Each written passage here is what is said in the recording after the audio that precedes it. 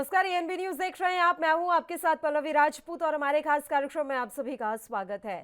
गुजरात विधानसभा चुनाव से पहले कांग्रेस पार्टी को बड़ा झटका लगा है। पाटीदार नेता हार्दिक पटेल ने पार्टी से इस्तीफा दे दिया है। हार्दिक पटेल ने इस्तीफे की जानकारी अपने ट्विटर हैंडल पर दी।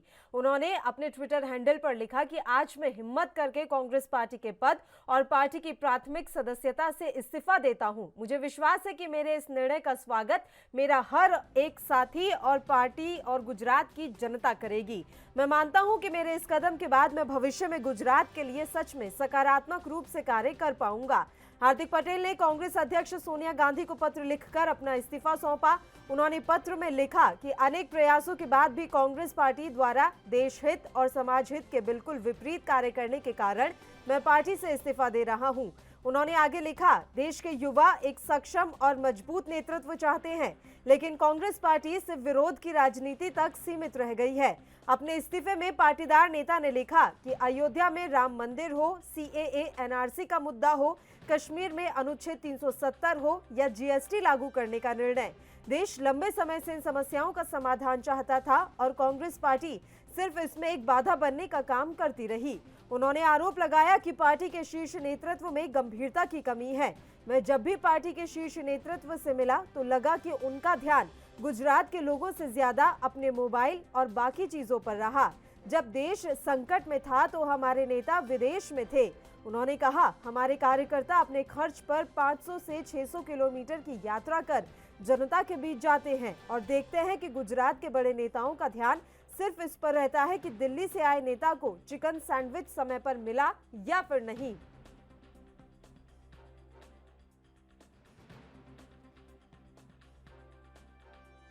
देखिए, यही बात होती है कि अगर भाजपा ये तय नहीं करती होती तो सबके लफ्ज, सबके शब्द, सबका प्लॉट एक ही नहीं होता है। ये सारी चीज वहीं तय होती है। अगर लीडरशिप की बात करते हो तो चंद दिन पहले राहुल गांधी जी के साथ आप स्टेज शेयर करते हो, राहुल गांधी जी से बात करते हो, कौन मना करता था मिलने को? हमारे वहां इंटरनल डेमोक्रेसी है और इंटरनल डेमोक्रेसी की हमें नाज है। इंटरनल डेमोक्रेसी और इनडिसिप्लिन के बीच में पतली रेखा होती है। भाजपा में इंटरनल डेमोक्रेसी नहीं है। वहां तो थोड़ा सा लफ्ज आका के खिलाफ बोला तो उसका पांव नहीं गला काटा जाता है। हरेन पंड्या, गुजरात के नेता, उसके पिता हर वक्त कहते रहे कि मेरे बेटे का पॉलिटिकल नहीं फिजिकल मर्डर भी यही भाजपा के नेता ने किया है। वो मैं नहीं आरोप लगाता हूं, हरेन पंड्या के पिताजी कहते हैं। तो भाजपा में इंटरनल डेमोक्रेसी नाम की चीज नहीं है। हमारे वहां इंटरनल डेमोक्रेसी है और कभी कभी हम लोग कांग्रेस के नेता और कार्यकर्ता इंटरनल डिसिप्लिन, इंटरनल डेमोक्रेसी को, जो इंटरनल डेमोक्रेसी है उसको इनडिसिप्लिन में यूज। भैया उसने वापिस कर लिया, यही तो बात है, आपको पता नहीं है। जो केसेस लगाए थे वो केसेस भाजपा सरकार ने लगाए थे और उस वक्त आसमान पे चढ़ के कह रहे थे कि हमने कोई जबरदस्ती नहीं की है, जायज केस लगाया है। जिस सरकार ने भाजपा की हार्दिक पटेल के सामने केस लगाया वही सरकार केस विड्रॉ कर रही है। तो कौन सा हालत बदल गया? उस वक्त भाजपा पे अटैक करते थे हार्दिक पटेल तो केस बना, आज भाजपा से समझौता हो गया तो केस विड्रॉ हो गया। नहीं, कोई फर्क नहीं पड़ता है। हमारे वहां कोई इक्का दुक्का आदमी किसी अपनी वजह से, अपनी मजबूरी, अपनी लालच या अपना केसेस वापिस कुछ भी हो, कोई इक्का दुक्का इधर जाता है तो इससे कांग्रेस पार्टी युवा नेतृत्व को आगे करने वाली बात में कोई पीछे हट नहीं करेगी। Congress party has always encourage youth leaders. Any individual is going here and there will not affect the policy of the Congress party to encourage youth leaders.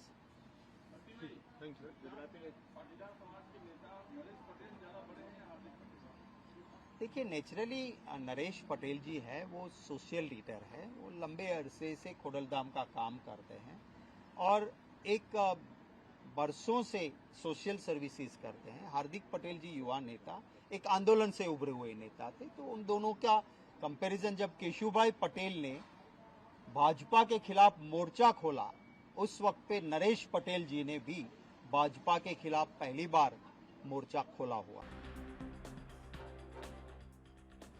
Gujarat विधानसभा चुनाव से पहले ही कांग्रेस पार्टी को बड़ा झटका लगा है। आखिरकार हार्दिक पटेल ने कांग्रेस को अलविदा कह दिया है। हार्दिक पटेल ने ट्वीट कर कांग्रेस छोड़ने की घोषणा की। हार्दिक ने ट्वीट कर कहा कि आज मैं हिम्मत करके कांग्रेस पार्टी के पद और पार्टी की प्राथमिक सदस्यता से इस्तीफा देता हूं।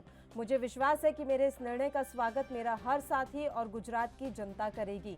मैं मानता हूं कि मेरे इस कदम के बाद मैं भविष्य में गुजरात के लिए सच में सकारात्मक रूप से कोई कार्य कर पाऊंगा।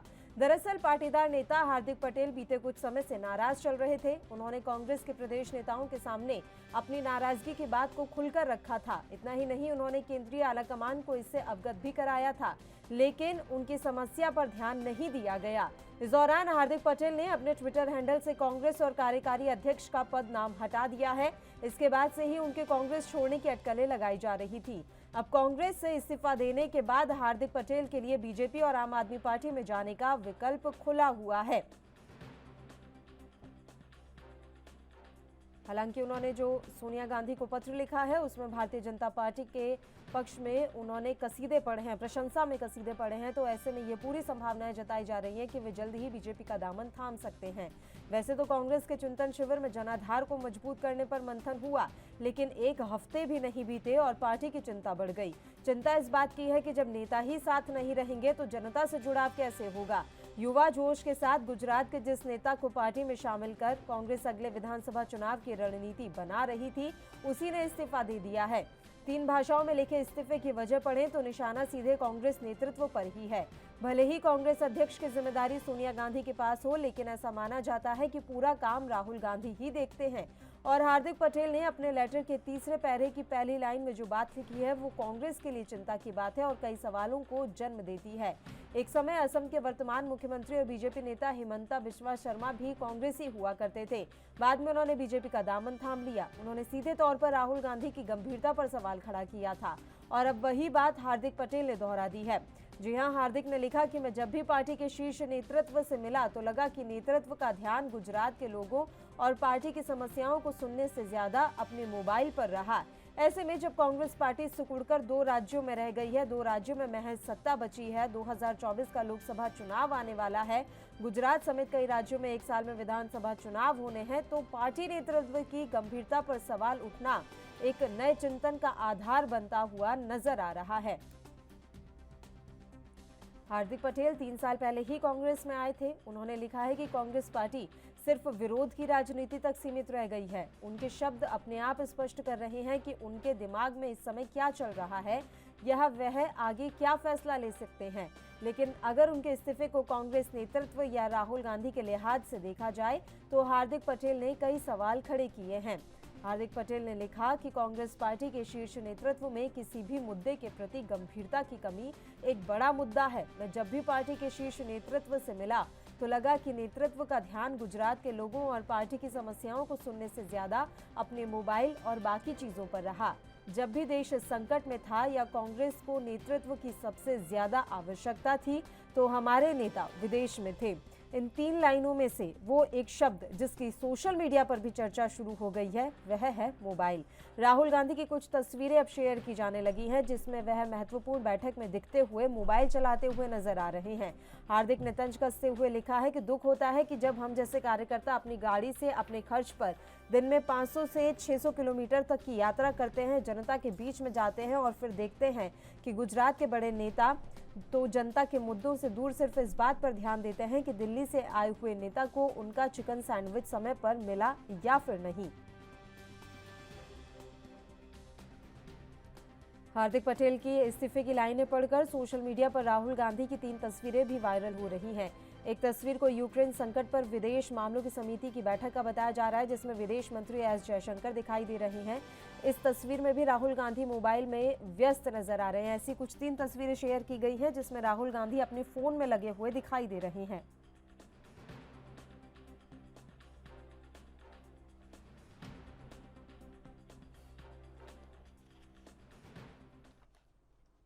और चलिए अब इस मसले पर हम चर्चा की शुरुआत कर लेते हैं। 3 मेहमान इस समय हमारे साथ जुड़ गए हैं। मेहमानों से आपका परिचय करवा देते हैं। प्रद्युमन शर्मा जी हमारे साथ जुड़े हुए हैं, कांग्रेस पार्टी के प्रवक्ता हैं। संदीप दुबे जी हमारे साथ जुड़ गए हैं, भारतीय जनता पार्टी के नेता। और आरबी उपाध्याय जी वरिष्ठ पत्रकार से राजनीतिक विश्लेषक के तौर पर इस समय हमारे साथ जुड़े हुए हैं। तीनों ही मेहमानों का स्वागत है ANB न्यूज पर। प्रद्युमन शर्मा जी, शुरुआत आप ही के साथ कर लेते हैं।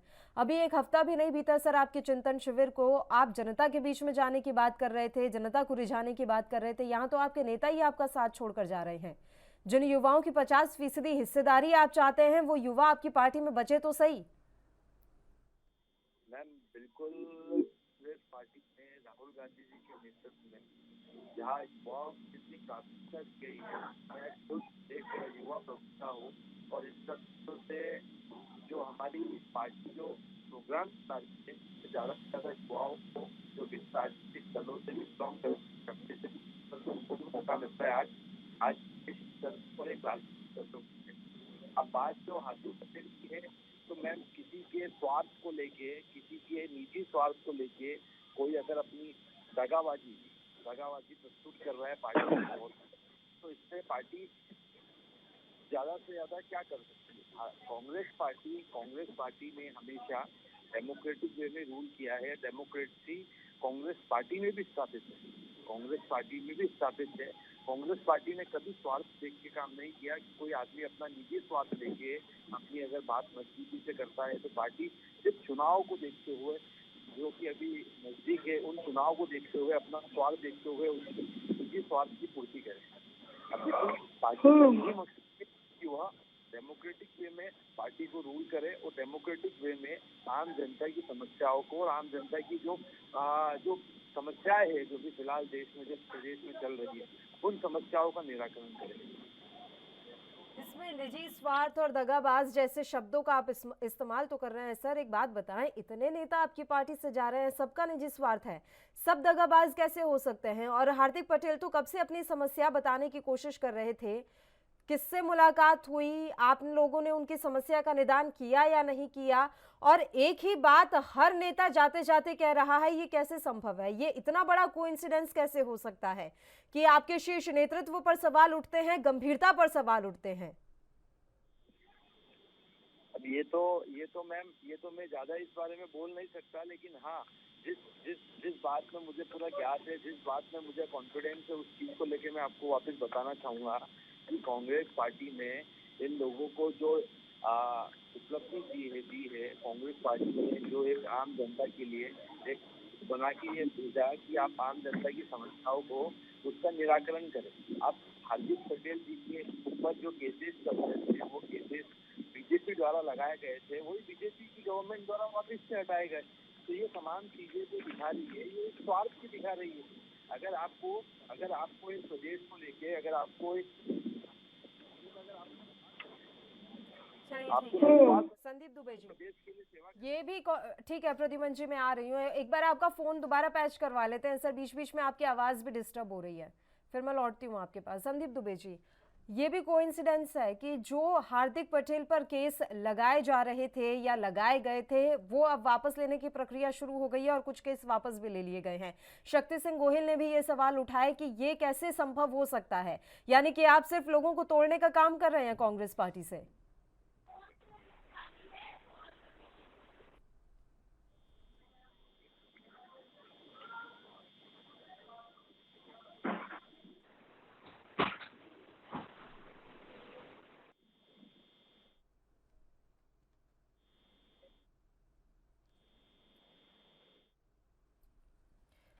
मेहमानों की आवाज़ हम तक नहीं पहुंच रही है, एक बार फिर से सबकी फ़ोन लाइन पैच करवा लेते हैं। तो गुजरात कांग्रेस को बड़ा झटका लगता हुआ नज़र आ रहा है।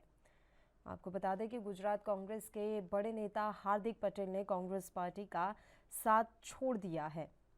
कांग्रेस पार्टी से उन्होंने इस्तीफा दे दिया है। युवा जोश के साथ गुजरात के जिस नेता को पार्टी में शामिल कर कांग्रेस अगले विधानसभा चुनाव की रणनीति बना रही थी, उसी नेता ने अपना इस्तीफा दे दिया। 3 भाषाओं में लिखे इस्तीफे की वजह पढ़ें तो निशाना सीधे कांग्रेस नेतृत्व पर है। भले ही कांग्रेस अध्यक्ष की जिम्मेदारी सोनिया गांधी के पास हो, लेकिन ऐसा माना जाता है कि पूरा काम राहुल गांधी ही देखते हैं। और हार्दिक पटेल ने अपने लेटर के तीसरे पैरे की पहली लाइन में जो बात लिखी है वह पूरी कांग्रेस के लिए चिंता की बात है और कई सवालों को जन्म देती है। एक समय असम के वर्तमान मुख्यमंत्री और बीजेपी नेता हिमंता बिस्वा शर्मा कांग्रेसी हुआ करते थे। बाद में उन्होंने बीजेपी का दामन थाम लिया। उन्होंने सीधे तौर पर राहुल गांधी की गंभीरता पर सवाल खड़ा किया था और अब वही बात हार्दिक पटेल ने दोहरा दी है। तो इसके साथ एक बार फिर से ये चिंता का विषय खड़ा हो गया है कि क्या वाकई में कांग्रेस पार्टी का जो शीर्ष नेतृत्व है वो गंभीरता से काम नहीं कर पा रहा है। पाटीदार नेता हार्दिक पटेल का इस्तीफा इसका एक बड़ा उदाहरण है। उन्होंने भी हिमंता बिस्वा शर्मा की तरह यही आरोप लगाए हैं कि पार्टी के शीर्ष नेतृत्व में गंभीरता की भारी कमी है।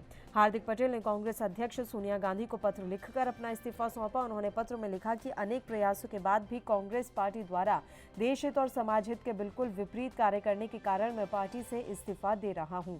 उन्होंने आगे लिखा कि देश के युवा एक सक्षम और मजबूत नेतृत्व चाहते हैं, लेकिन कांग्रेस पार्टी सिर्फ विरोध की राजनीति तक सीमित रह गई है। अपने इस्तीफे में पाटीदार नेता ने लिखा कि अयोध्या में राम मंदिर हो, सीएए एनआरसी का मुद्दा हो, कश्मीर में अनुच्छेद 370 हो या जीएसटी लागू करने का निर्णय, देश लंबे समय से इन समस्याओं का समाधान चाहता था और कांग्रेस पार्टी सिर्फ इसमें एक बाधा बनने का काम करती रही।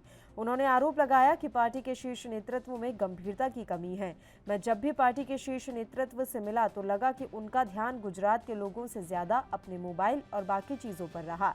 जब देश में संकट था तो हमारे नेता विदेश में थे। उन्होंने कहा कि हमारे कार्यकर्ता अपने खर्च पर 500 से 600 किलोमीटर की यात्रा कर जनता के बीच जाते हैं और देखते हैं कि गुजरात के बड़े नेताओं का ध्यान सिर्फ इस पर रहता है कि दिल्ली से आए नेता को चिकन सैंडविच समय पर मिला या नहीं। ये तमाम तरह के आरोप हार्दिक पटेल ने अपने पत्र में लिखे हैं जो उन्होंने सोनिया गांधी के लिए लिखा है और सोनिया गांधी को भेजा गया है। गुजरात समेत कई राज्यों में अगले एक साल में विधानसभा चुनाव होने हैं। ऐसे में पार्टी नेतृत्व की गंभीरता पर सवाल एक नए चिंतन का आधार बनता हुआ दिखाई दे रहा है। हार्दिक पटेल 3 साल पहले ही कांग्रेस में आए थे। उन्होंने ये भी लिखा कि कांग्रेस पार्टी सिर्फ विरोध की राजनीति तक सीमित रह गई है।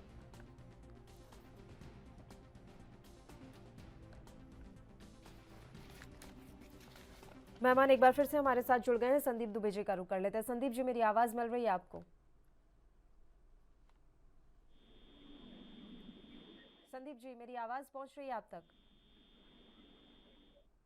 चलिए, संदीप जी तक आवाज नहीं पहुंच रही है। आरबी उपाध्याय जी, आप तक पहुंच रही है सर मेरी आवाज? उपाध्याय साहब पहुंच रही है। ठीक है सर, आप ही के साथ चर्चा कर लेते हैं। सर, सीधा सा सवाल है, देखिए ये इतना बड़ा कोइंसिडेंस नहीं हो सकता कि हर नेता गंभीरता पर ही सवाल खड़ा कर रहा है, क्योंकि जो बातें लिखी हार्दिक पटेल ने अपने पत्र में वो कुछ बिल्कुल वैसी ही बातें हैं जो हिमंता बिस्वा शर्मा ने अपने समय पर लिखी थी। तो क्या वाकई में ये सिर्फ मनगढ़ंत आरोप है या इनमें कोई सच्चाई आपको भी नजर आ रही है?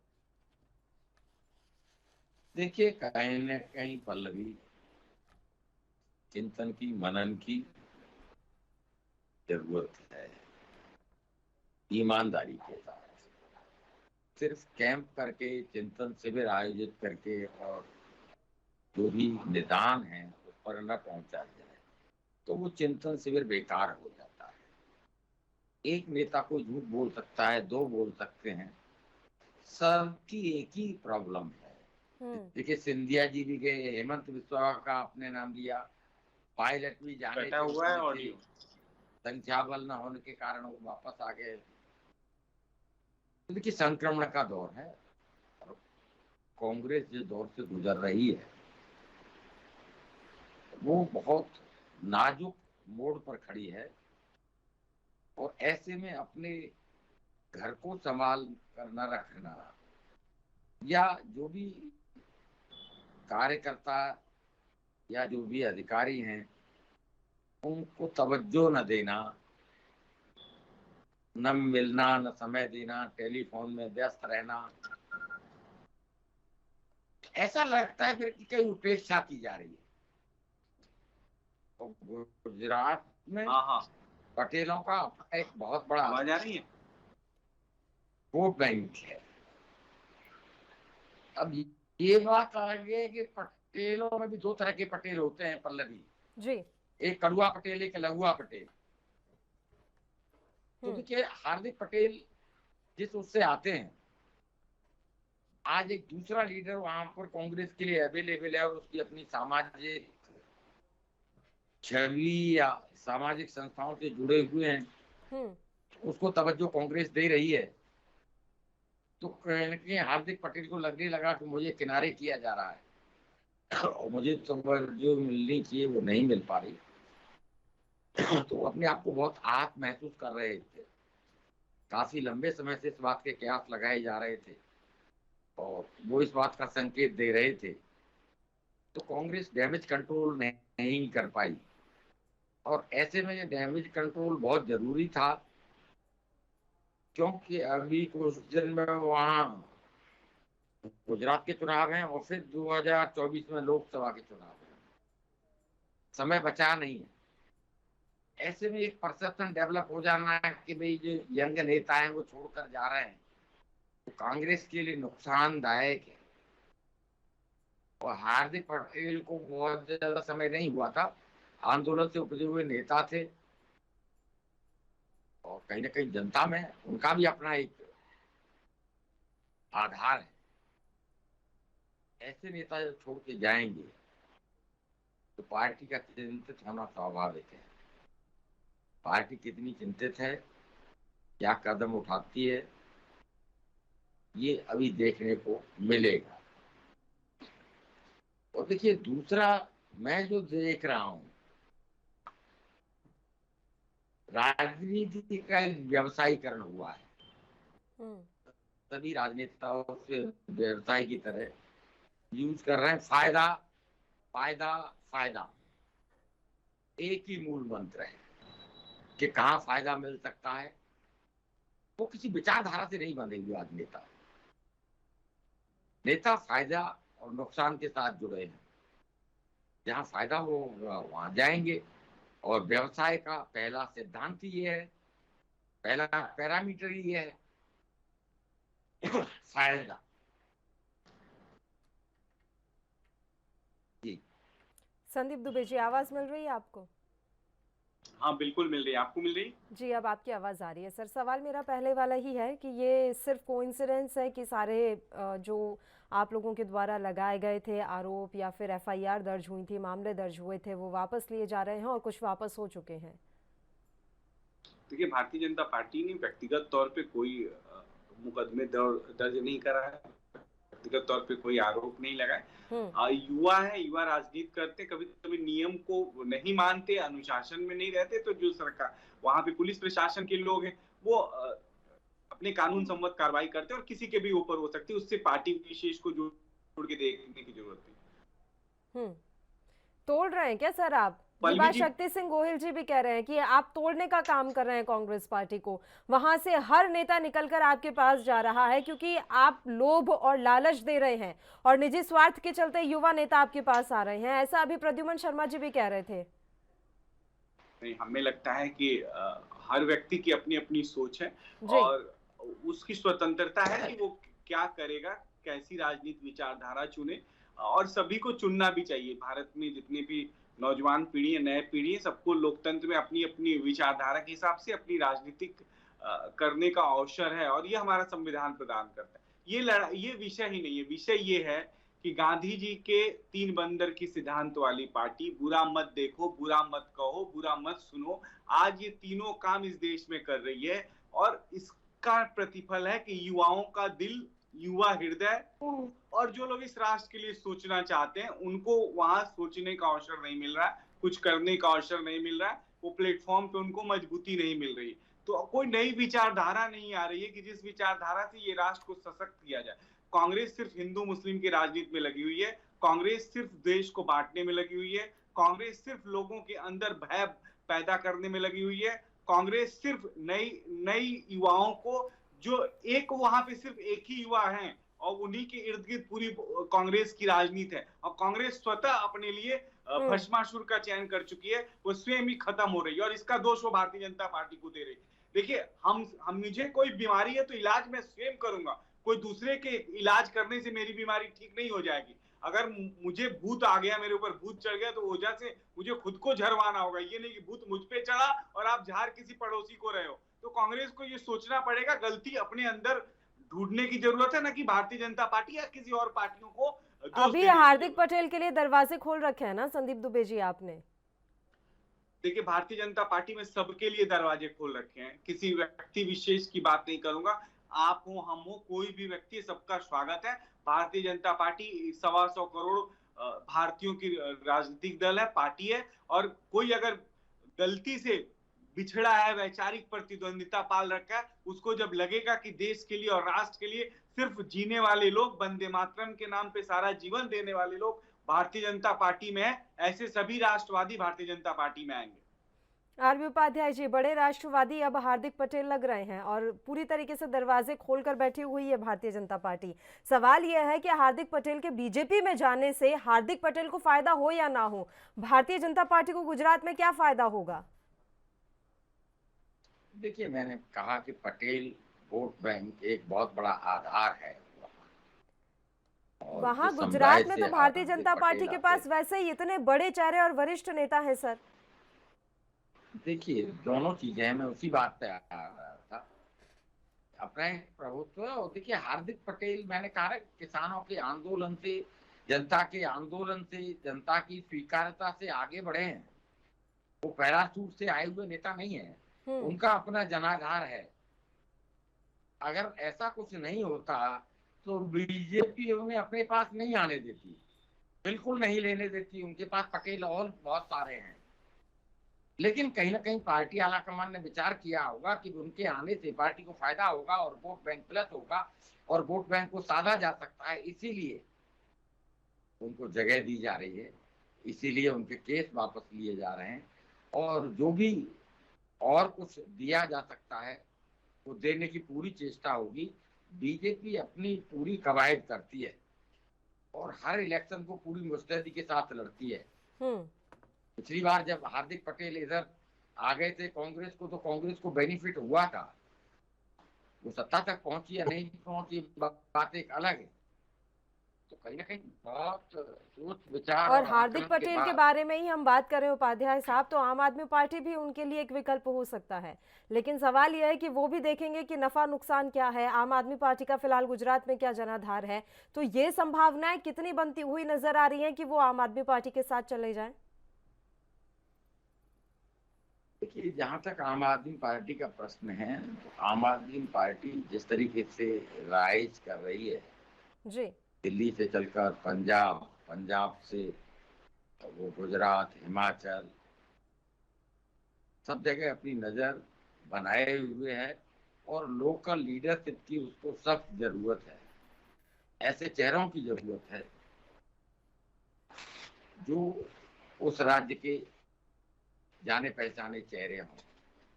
लेकिन केंद्र में बीजेपी की सरकार है और राज्य में भी वहां बीजेपी की सरकार है, तो कहां से ज्यादा बेनिफिट उनको मिल सकता है, कहां ज्यादा एक्सपोजर मिल सकता है,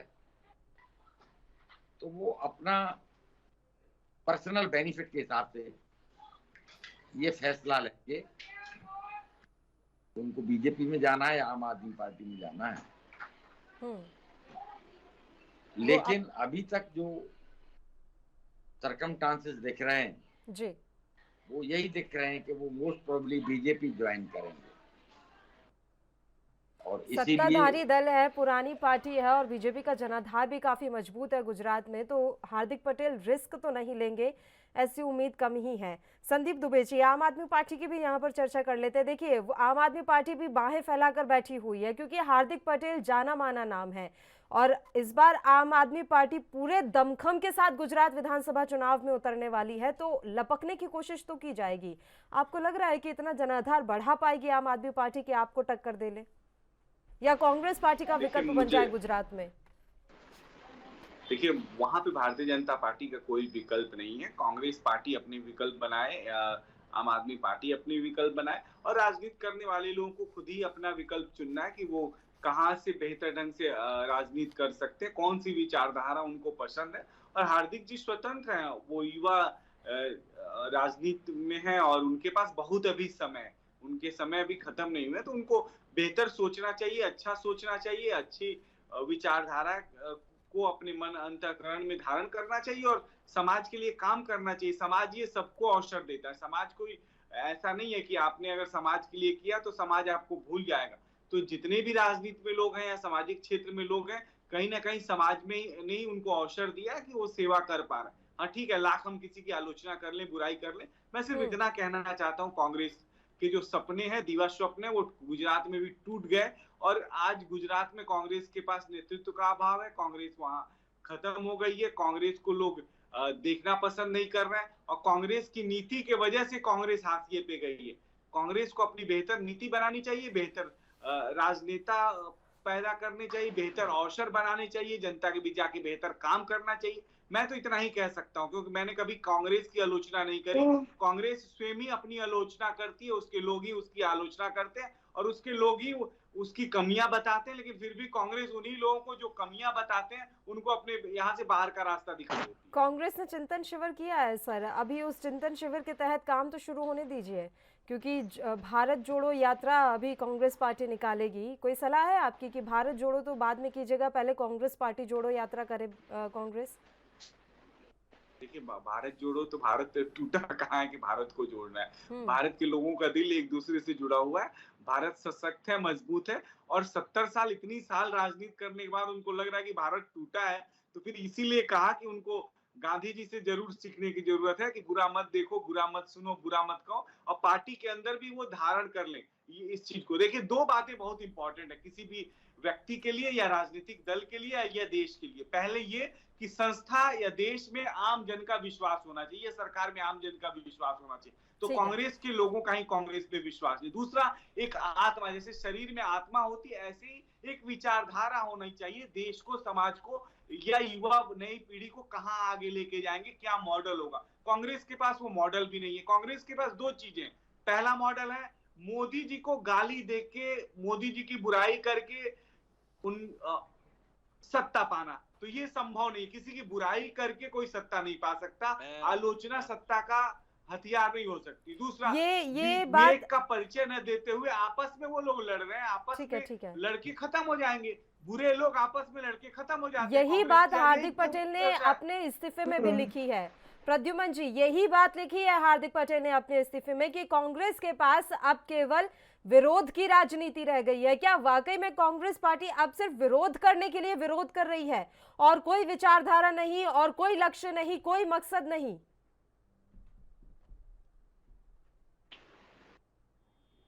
प्रद्युमन जी, आवाज मिल रही है? बहुत धीरे आ रही है मेरी आपकी आवाज मुझे सर, लेकिन मेरा सवाल मैं फिर दोहरा देती हूँ। अभी जो बात संदीप दुबे जी कह रहे थे वही बात हार्दिक पटेल ने अपने इस्तीफे में लिखी है कि कांग्रेस पार्टी के पास अब सिर्फ विरोध की राजनीति रह गई है। क्या वाकई में कांग्रेस पार्टी सिर्फ विरोध के लिए विरोध करती है और कोई विचारधारा और कोई खास मकसद, लक्ष्य आपके पास नहीं रहा?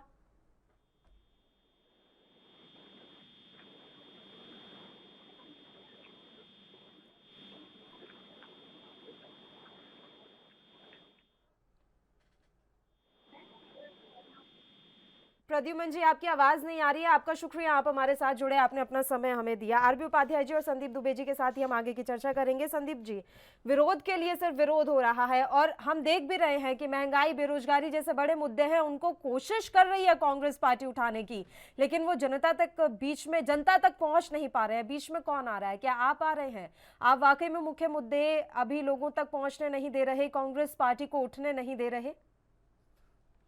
नहीं, ये समय ऐसा अवसर है सभी युवाओं के लिए, मेरे लिए, आपके लिए, कि आज कोई भी विषय हम छुपा नहीं सकते।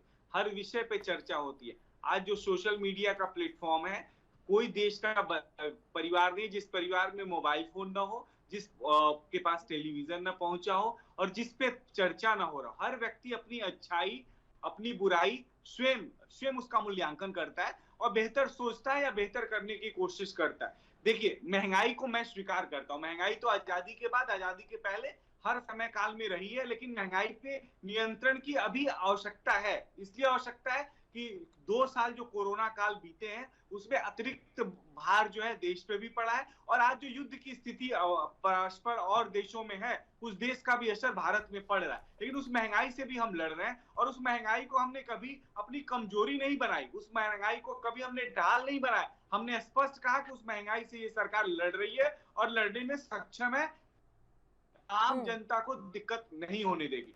दूसरी बड़ी बात जो बेरोजगारी की हो रही, मैं आपको बताऊं 2 करोड़ के आसपास तो हमने प्राइवेट नौकरियां लोगों को दी है, अवसर उपलब्ध कराएं। ये 1991 में याराना पूंजीवाद जब भारत में आया उसी समय ये तय हो गया था कि प्राइवेटाइजेशन होगा इस देश का। हाँ। ये कांग्रेस जिम्मेदार है, लेकिन उसके पद्धति को चलाते हुए आज प्राइवेटाइजेशन का दौर हो रहा है, भ्रष्टाचार खत्म हो रहे हैं, आम लोगों की योजनाओं के धन आम लोगों तक पहुंच रहा है। अब इसमें कांग्रेस को क्या दिक्कत है? कांग्रेस ये देखे कि क्या भ्रष्टाचार खत्म हुआ कि नहीं गांव में, क्या जो पैसे जाते हैं आम आदमी को उसके अकाउंट में पहुंच रहे हैं कि नहीं पहुंच रहे हैं, क्या योजनाओं के धन के लूट हो रहे हैं कि नहीं हो रहे हैं। इस देश में करप्शन एक बड़ा मुद्दा था, करप्शन के मुद्दे पे विपक्ष को सोचना चाहिए ताकि आम जनता को मिलके जो आम जनता के लिए केंद्र सरकार या राज्य सरकार योजनाएं चलाती है उस तक पहुंचे। आज वो योजनाएं पहुंच रही हैं और खुशी की बात है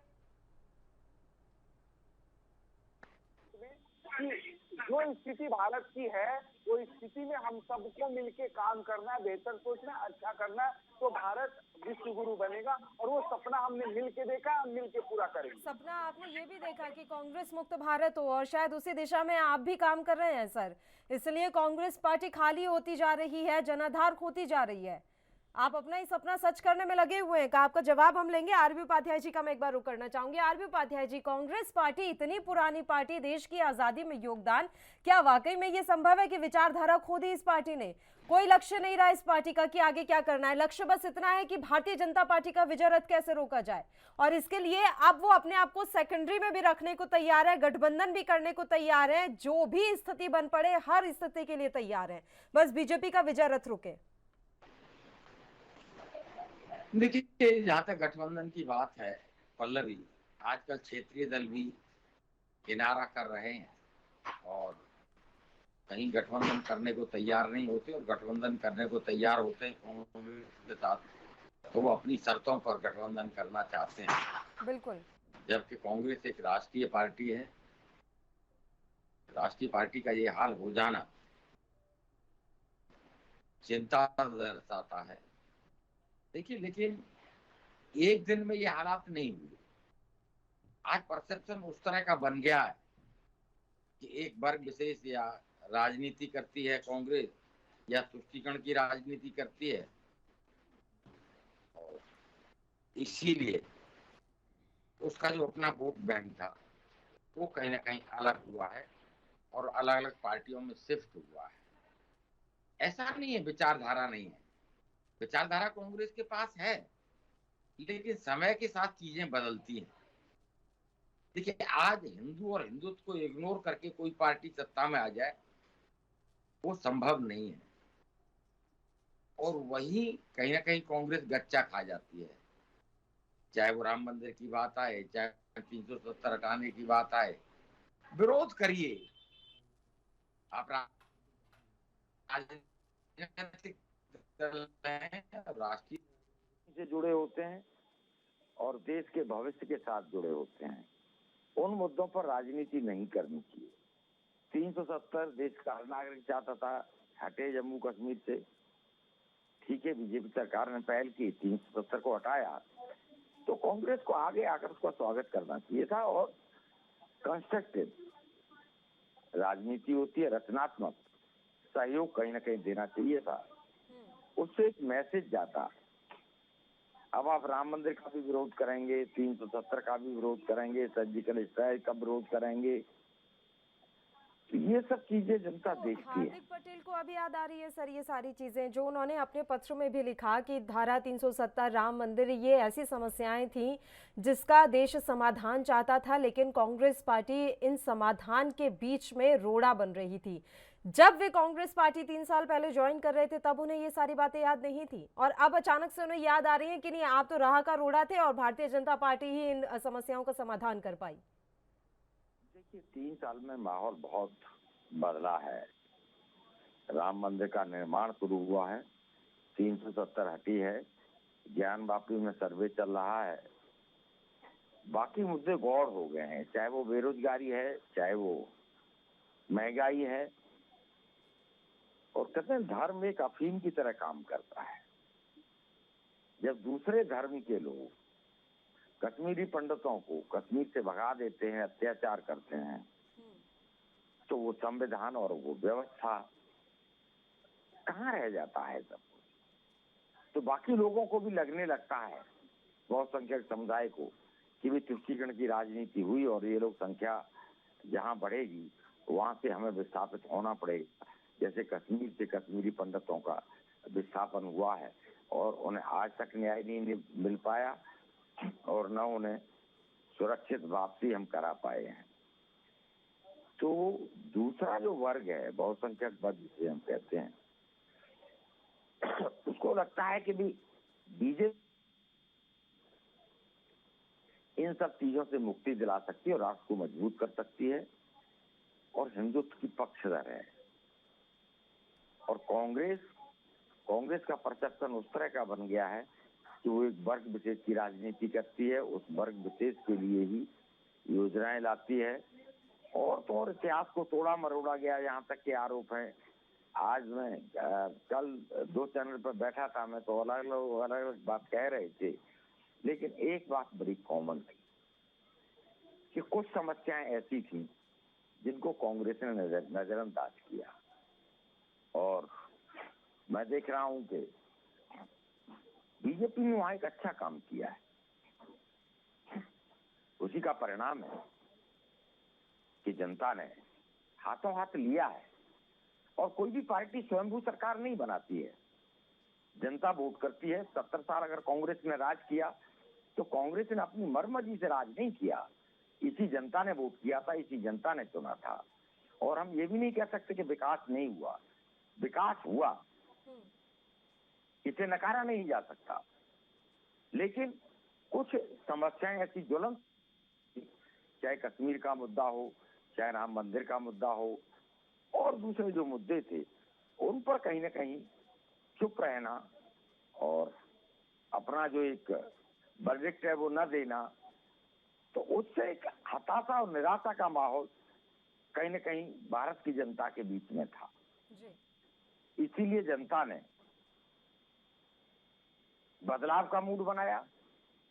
ये बात अलग है कि उस समय भ्रष्टाचार को आधार बनाया गया, लेकिन उस भ्रष्टाचार में कितने लोग जेल गए।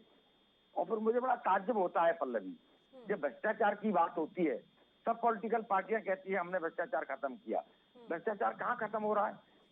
ट्रैफिक पुलिस का पुलिस वाला आज भी पैसे लेता है चौराहे पर खड़े होकर। मुझे बता दें कहाँ भ्रष्टाचार खत्म हो रहा है? पटवारी आज भी पैसे लेता है। जनप्रतिनिधि करोड़ों रुपए खर्च करते हैं, कहां से लेके आते हैं? सब बेईमानी से पैसा आता है। और अब बात हम ईमानदारी की करते हैं। जब एक 2 करोड़ की लिमिट है और 10 करोड़ खर्च करेगा, वो कहां से लेके आएगा? वो सब जनता से वसूला जाता है।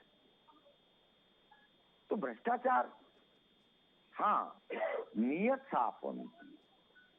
और जिस दिन रिफॉर्म होगा इलेक्शन में, कि इलेक्शन और सत्ता एक गरीब आदमी भी, एक मजदूर आदमी भी इलेक्शन लड़ पाएगा, पॉलिटिकल पार्टियां उसे टिकट देंगी, सत्ता में भागीदारी देंगी, तब सही मायने में लगेगा कि वाकई में पॉलिटिकल पार्टियां गरीब का हित करना चाहती हैं। चलिए ठीक है। गरीब के लिए योजनाएं बनती हैं, ठीक। नारे बनते हैं, गरीबी हटाओ के नारे पर सरकारें बनी, लेकिन क्या गरीबी हटी?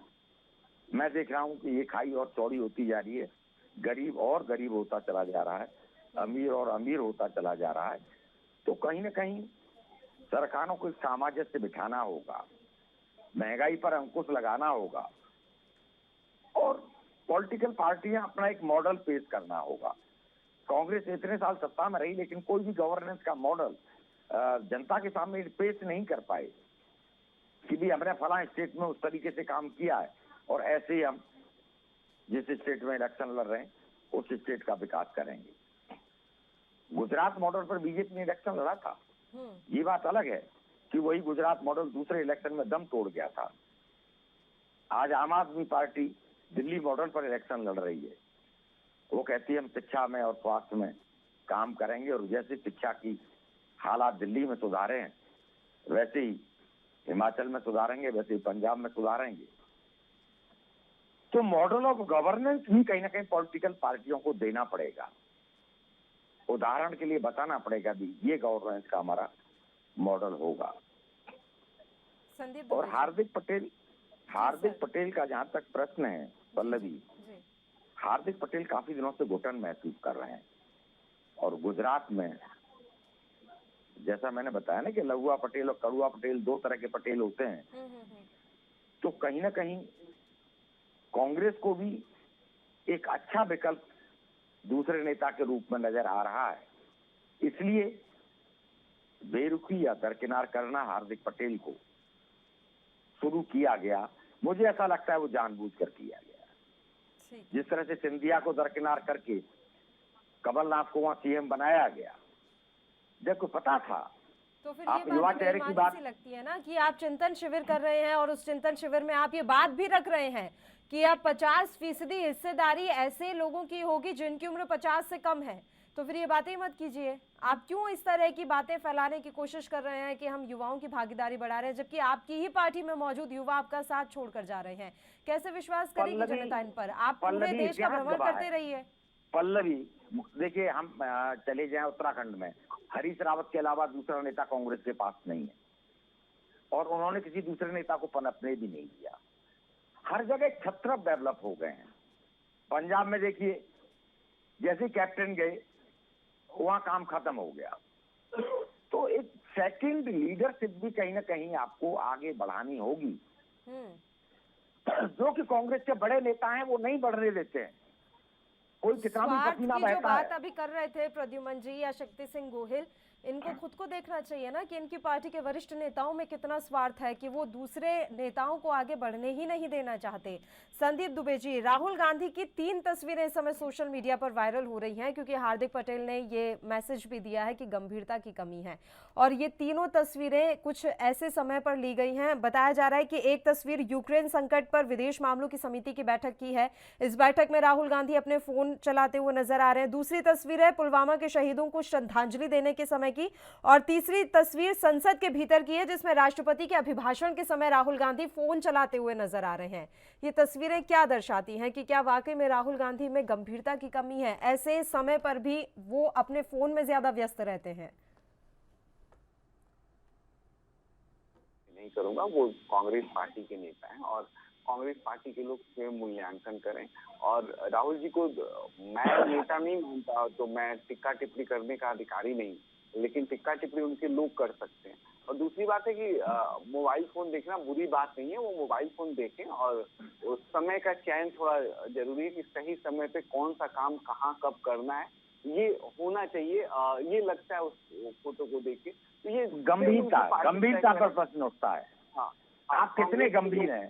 पुलवामा के शहीदों को आप श्रद्धांजलि दे रहे हैं और वहाँ आप मोबाइल पर लगे हुए हैं, तो आप शहीदों के प्रति कितने समर्पित हैं, वो भी आपके उस कृत्य से नजर आता है। देश के लोगों से उन्हें कनेक्ट होना चाहिए, देश के मुद्दों से उन्हें कनेक्ट होना चाहिए।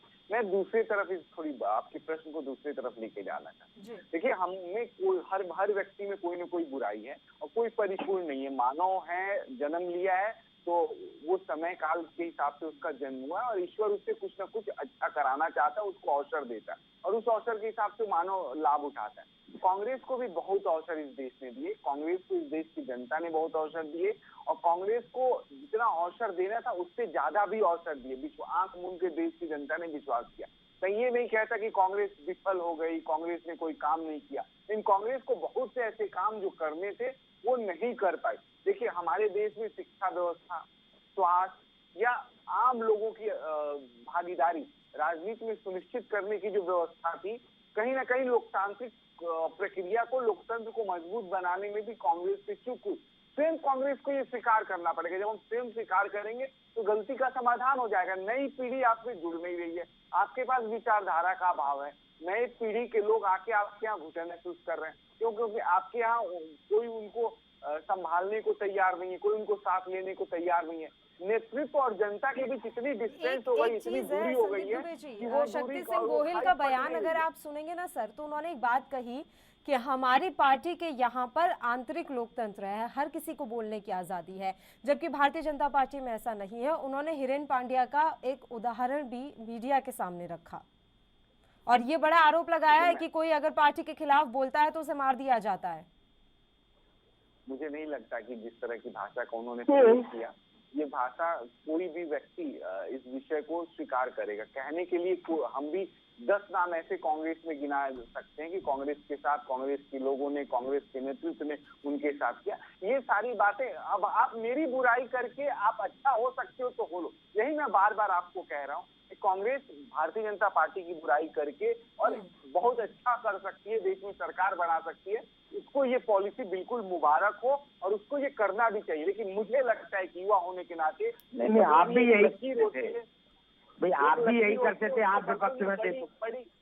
बड़ी लकीर खींचने की जरूरत होती है और बड़ी लकीर उन लोगों को खींचना चाहिए, बड़ा सोचना चाहिए, ताकि एक हेल्दी प्रतिस्पर्धा भारत की राजनीति में देखने को मिले और हम युवाओं को भी, सबको अवसर मिले कि बड़े लकीर पे चल के काम करा जाए। आरबी उपाध्याय जी कह रहे हैं कि जब आप विपक्ष में थे तो आप भी यही करते थे, आपका काम भी यही होता था कि सत्ता पक्ष की बस बुराइयां करते रहें। नहीं, हमने सत्ता पक्ष की आलोचना की, स्वीकार करते हैं। हमने सत्ता पक्ष के नाकामियों को लेकर सड़क पे उतरे, स्वीकार करते हैं।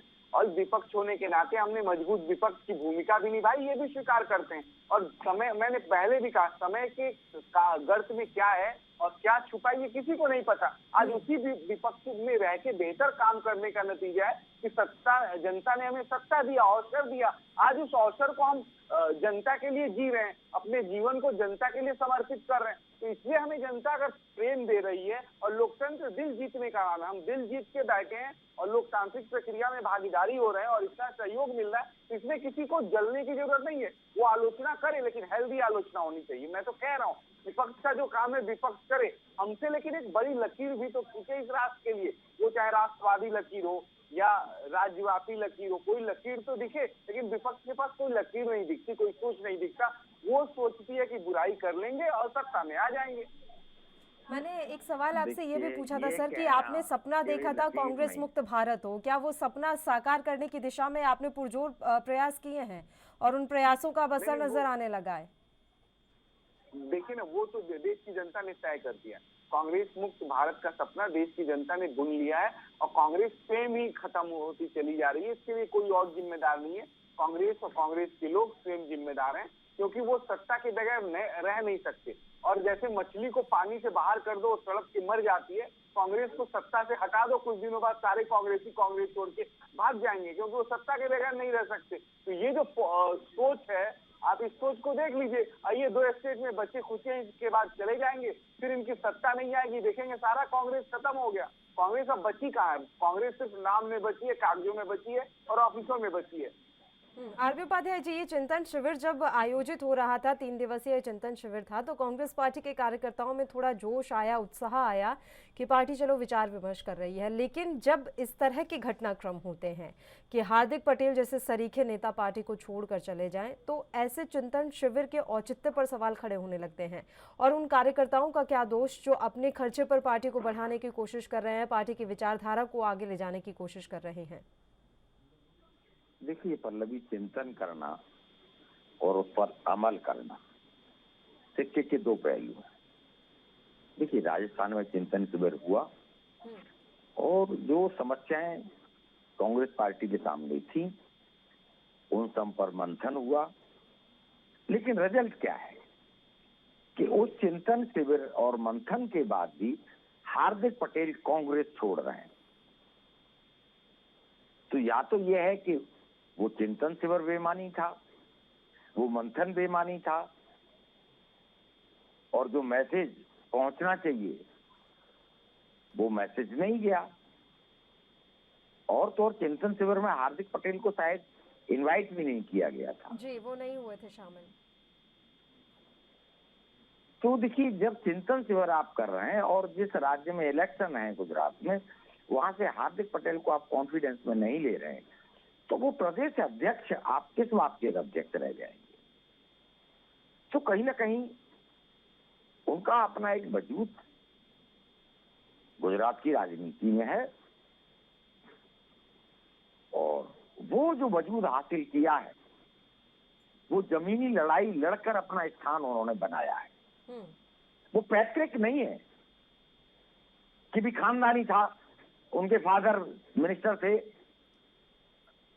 कुछ उन्होंने संघर्ष का रास्ता अख्तियार किया, संघर्ष किया, उनके ऊपर केस भी लगे, बीजेपी ने केस लगाए, आज वही बीजेपी उन केसों को वापस ले रही है। तो देखिए, समय के हिसाब से बहुत सारी चीजें बदलती हैं, और मैं ये मानता हूं पल्लवी कि कांग्रेस समय के साथ अपने अंदर बदलाव नहीं कर पाई। जो सॉफ्ट हिंदुत्व की बात उसे करनी चाहिए थी वो उसने नहीं की। कुछ चंद लोग, राम रवि आजाद, एक वो कुछ लोगों ने हाईजैक कर लिया कांग्रेस पार्टी को, और इस तरह का मैसेज जाने लगा कि वर्ग विशेष की राजनीति कांग्रेस करती है, तुष्टीकरण की राजनीति करती है, और इसीलिए वो स्ट्राइक को भी नकारती है, जबकि सर्जिकल स्ट्राइक बहुत बड़ा स्टेप था, स्वागत करना चाहिए था, लेकिन नकारा। राम मंदिर को नकारते हैं आप, तो मैसेज तो जाता है ना, वो मैसेज समाज में अच्छा नहीं जाता, और अब एक परसेप्शन डेवलप हो रहा है, उसकी वजह से कांग्रेस जनता से कनेक्ट नहीं कर पा रही है। उत्तर प्रदेश में प्रियंका ने पूरा पसीना बहाया और सभी सीटों पर इलेक्शन भी लड़ा, लेकिन जनता के साथ जो एक कनेक्ट होना चाहिए, जनता का जो एक विश्वास होना चाहिए, वो अर्जित नहीं कर पाए। यूपी की अगर आप बात कर रहे हैं सर, देखिए प्रियंका गांधी ने मेहनत की, लेकिन उस समय भी यही हुआ कि जिन लड़कियों को आगे बढ़ाने की बात प्रियंका गांधी ने की, वही महिलाएं, वही लड़कियां कांग्रेस पार्टी के साथ खड़ी नजर नहीं आई। पोस्टर गर्ल छोड़ छोड़कर भारतीय जनता पार्टी में शामिल हो गई। सीधी सी बात है कि इनके नेता ही अब इनके साथ नहीं रुकना चाहते। पहले तो इन्हें अपनी पार्टी और संगठन को मजबूत करना होगा, उसके बाद ये जनता से जुड़ाव महसूस कर पाएंगे और जनता से जुड़ने का प्रयास करना होगा। फिलहाल आप दोनों ही मेहमानों का शुक्रिया, तमाम चर्चा करने के लिए आप हमारे साथ जुड़े, आपने अपना समय हमें दिया। इसी के साथ मुद्दा में भी इतना ही। मुझे दीजिए इजाजत। देश और प्रदेश के तमाम ताज़ा खबरों के लिए आप बने रहिए हमारे साथ। नमस्कार।